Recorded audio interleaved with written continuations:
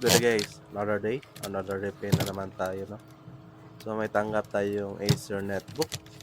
So ang pinaka main issue niya is hinges repair. Tapos i-upgrade natin ito into SSD.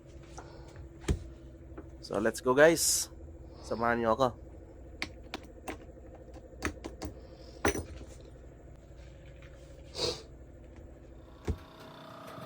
So habang nag-prepare tayo, no?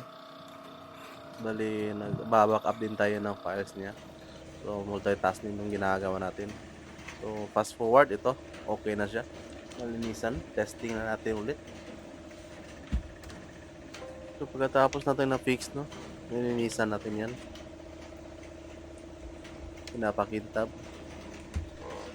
So ito na yan. Finished product natin.